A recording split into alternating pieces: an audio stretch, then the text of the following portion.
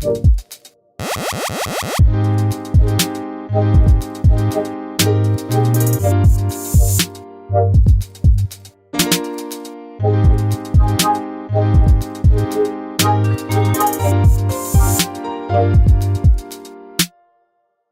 was just with this girl the other day. We went on a date, and I was like, let's hit a vegan restaurant.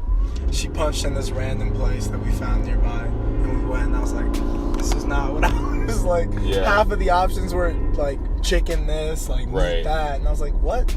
Oh, so it was it everything was vegan, or was it No, it wasn't all vegan. It was like less than majority vegan. It was minority vegan. Dang, tragic. Yo, my new thing is like, I just text people the picture of Mr. Omar from Everybody Hates Chris when they tell me about something like sad. But yeah, dude, it's weird. Like, there's this place that I actually really like called Tender Greens. Yeah. And it's pretty like affordable. Like, they have, my favorite thing there is they have this thing called the Happy Vegan. I've been to Tender Greens before, but I got like, it was in high school, so I got their steak sandwich. Oh, right, yeah. They have a lot of like chicken and like steak and stuff like that. I mean, I'm still like down with the restaurants that like they have vegan options, but then they also like sustainably source their meat and stuff, because like there are always going to be like customers that are going to want like a chicken salad or something. Right. But I don't know. My thing is, I'm not really down with putting dead animals in my body. Like I'm a living thing, so I should consume things that are living, you know. Right. Well, the first that I realized I like wanted to stop eating meat, I was getting really uncomfortable eating meat. And I was there was this one time, and I was at school and I was eating dinner. Yeah. And I couldn't stop thinking about like the face of an animal. Like it's kind of messed up. Right. Because it's just like, and everyone has this idea that cows are just these animals that don't really do anything and can die. Exactly. And also I feel like there's this idea that, you know, animals aren't nearly as intelligent as us, so why does it matter? When like, did you know that I'm pretty sure pigs are actually just as smart as dogs, if not smarter? Right. And it's like, we treat pigs like they're an object, you know, rather than like actual living being. Right. There's this documentary on Netflix called Food Inc. Yeah, Food Inc. Right, and then that just ruins everything for you in the good way. So today I really wanted to talk to you a lot about fashion and streetwear, and just like, how do you feel about just like 2018 brands? Like, what are some of your favorite brands? Who are your favorite designers right now? Right. Some of my favorite brands right now, I like to dress from the shoes up. Really, Nikes and Adidas right now. I really like casual but stylish shoes. So like Jordans, my favorite Jordan, Air Jordan 1. Love those. Easy silhouette, the high top, but it's not too high, it's not too crazy, it's simple. I like Adidas. Obviously, they've been pumping out heat with the Boost. That's also mad comfy. Right. Those are so nice, man. I love them. Nice. I love those. And what Yeezy did with the 350, like, they're so comfy. Yeah. I have to wear those. The rest I just try and keep simple. I like to wear Levi's. Yeah. Levi's 511, like slim fit. Yeah. Or some nice casual khakis, because those could have some slim fit khakis. Those always are a good look. For sure. T-shirt. I like to wear what I'm about. Yeah. I like to wear what I'm thinking. I like people to know something about me before they speak with me. That's a good way to look at it. I try to do the same thing with my shirts. You know, I have a lot of shirts that have some kind of like environmental messaging. Like, I have this one shirt that says cleaning up is everybody's business. I have another one that's like carpooling is like a good thing to do, and it's like this little, it's like armadillo on this guy's back or something like that. Personally, one of my favorite designers right now is easily Virgil Abloh. Obviously. I mean, the things he's doing for millennials is just like beautiful, honestly. Have you seen his stuff with IKEA? His IKEA collab will be nuts. Yeah, bro.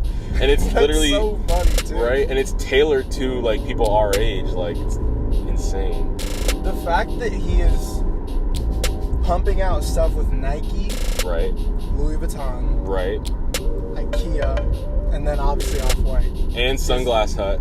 Is nuts. Yeah, And he's just changing the, like, he created a luxury price point in streetwear.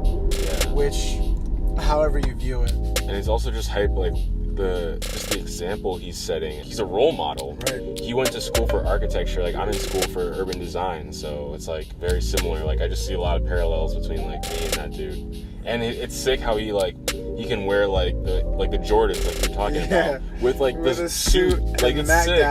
It's so sick. The other thing that I think is really interesting with how fashion's turning now is there is a lot of formal items being like casualized, but then there's a lot of casual or streetwear items that are becoming more formal because they're things like Off-White. And it's kind of like you can just get away with it if it's got Off-White on it or something like that. It's very true. Because people understand what comes with it, the prestige. Right. Someone I was talking to said it's like a class indicator, which I agree with, but it's also, That's I mean, they're exactly working. how I think about it. But I do feel like they are working to actually make the price point like reasonable, just because like Yeezys aren't as expensive as they once were. Like when Kanye was with Nike, Yeezys were pretty much unaffordable for everyone. Right. You know, like no one was able to afford Yeezy, like the old Yeezys. But with Adidas, you know, I mean, $350 for shoes is not cheap by any means, but it's better than like, dude, weren't the like Nikes going for like 1,000?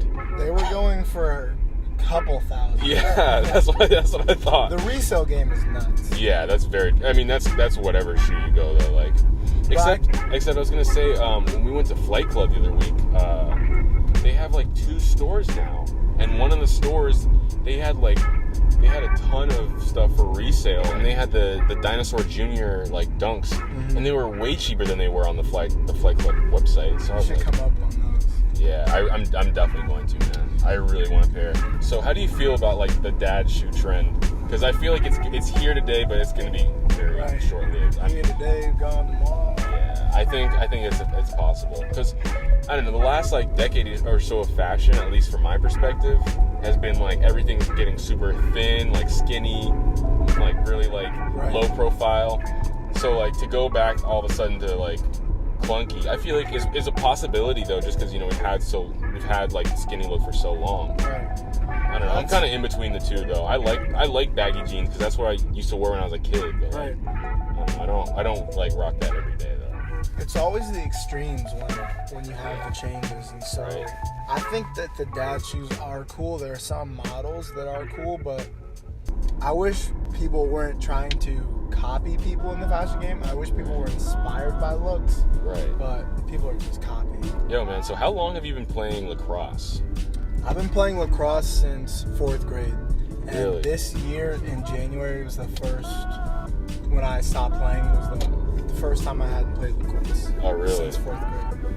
And so, like, when you play, though, like during the season, would you say you have any kind of, like, dietary restrictions that you put on yourself, or any kind of, like, eating regimen or anything like that? When I first got to college, I was one of the people that's, like, more lucky to just remain in shape regardless of what I eat. Yeah. And I got to college and I stopped. The first thing I did was I stopped drinking soda. Yeah. And then, as I started becoming more educated with things like my diet and watching things on Netflix like Food Inc. And learning about all that stuff, I kind of took it upon myself piece by piece to rework how I felt about eating things. Mm-hmm. And so I just went from eating like trash to eating really well, and feeling how that benefited my body. I couldn't turn back. Yeah. I just had to keep going. Since I'd say halfway through my sophomore year in college, I've been trying to eat as well as possible. That's sweet, man. We're in Westwood right now. There's this modern organic Mexican, it says. Across the street, they have Veggie Grill. And we're about to hit Native Foods, which is right over here, right around the corner.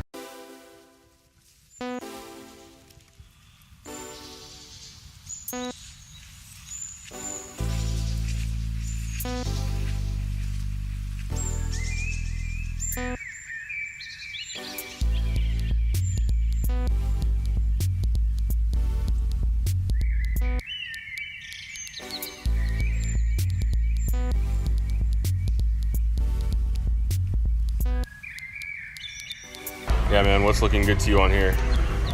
I'm looking at the chickpea tikka masala. Yeah. And I'm looking at the meatball sub right now.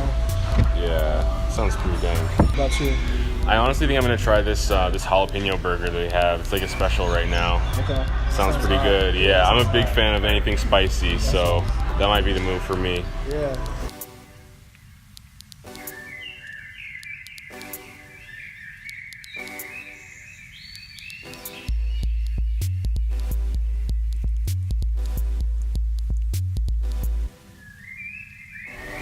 This place is pretty cool.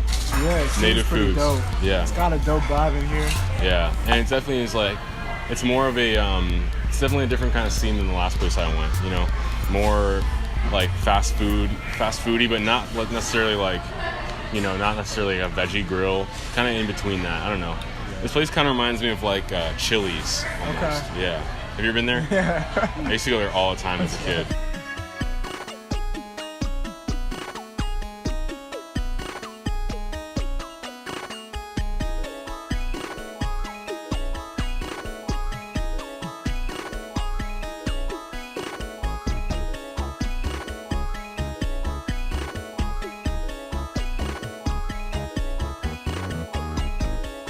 Bro, I already knew. And you got which burger? Jalapeno burger. That's really damn good. They really did the thing on that. Like a nice amount of spice, you know, nice crunch to it, and it definitely tastes like a real burger. Like I can't believe definitely has the works, you know. And for all my day ones, you already know.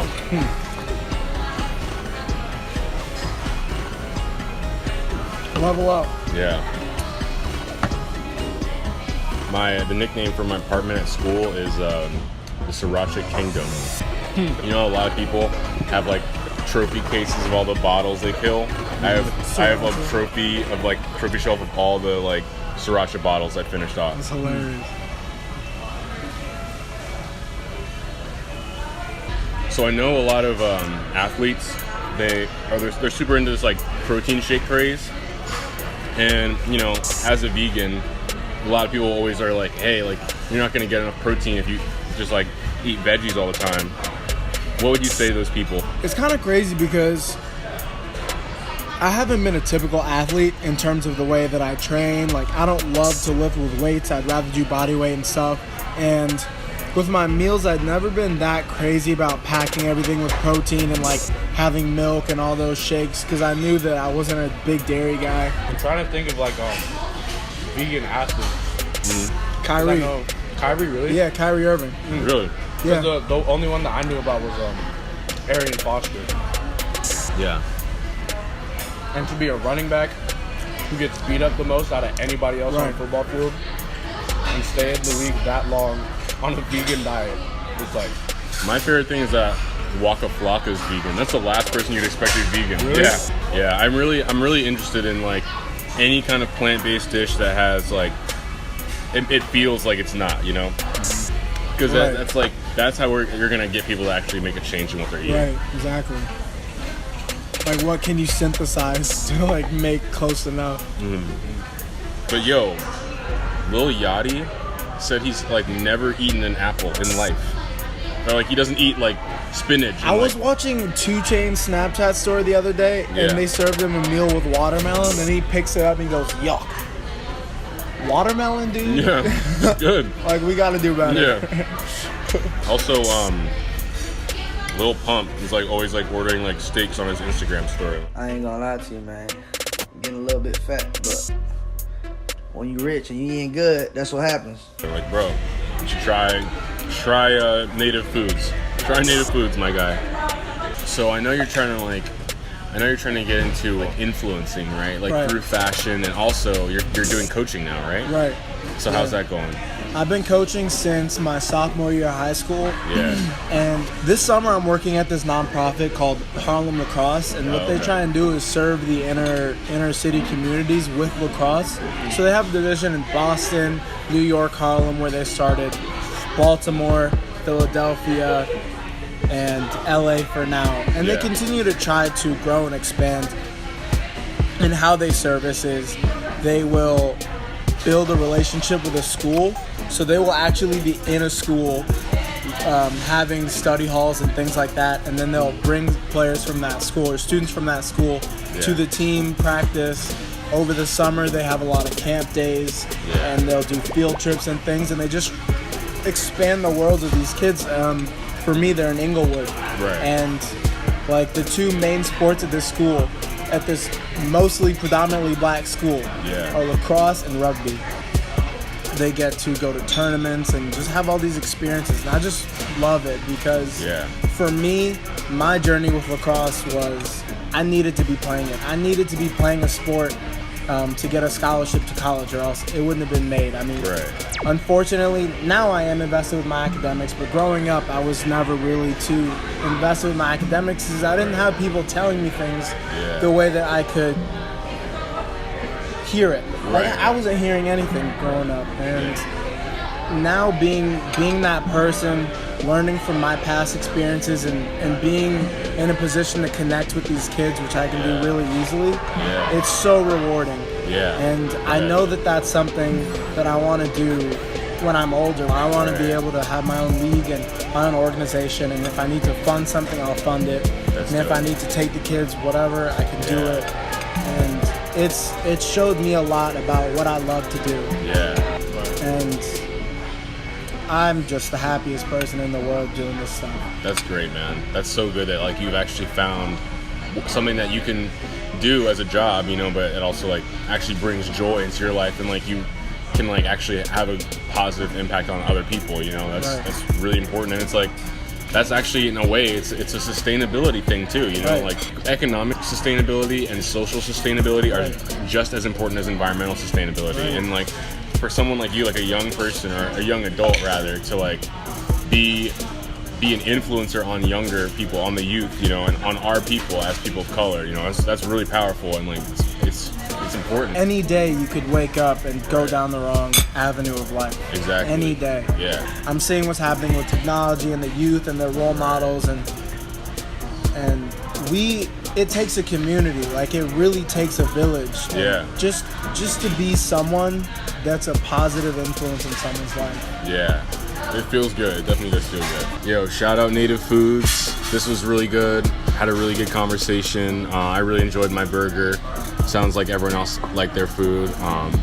It's Friday night. About to go have some fun. I'm gonna get out of here.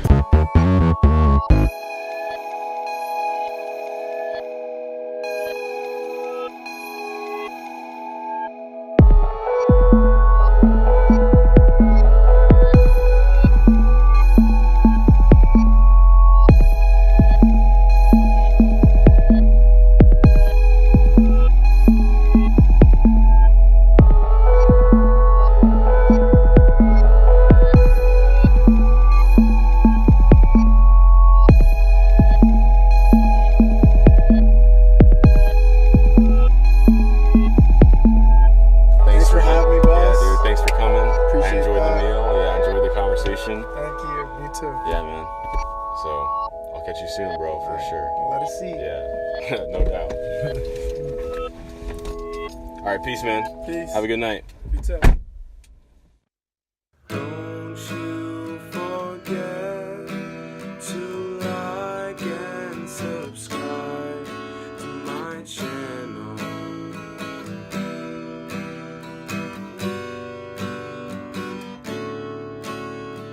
Don't you forget to like and subscribe to my channel.